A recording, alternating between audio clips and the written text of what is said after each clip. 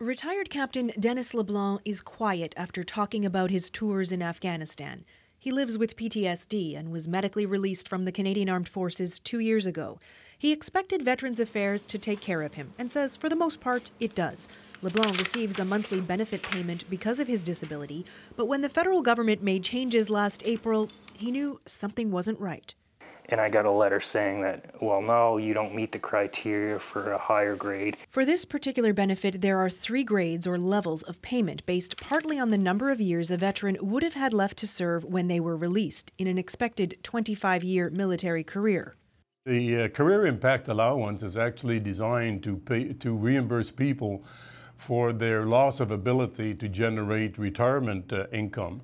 So the earlier you get injured in your career, the more of a loss there is. LeBlanc was in the lowest pay category for people who had only 5 years left to serve.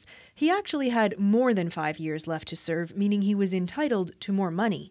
He reported the matter to the Ombudsman, which prompted Veterans Affairs to investigate. It determined the department had indeed incorrectly rounded LeBlanc's years of service. I realized that, okay, wait, if this is affecting me, this has got to be affecting a lot more people than just me.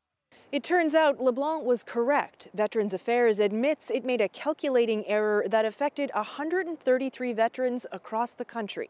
The department has now fixed the mistake, giving each of those veterans an extra $600 a month.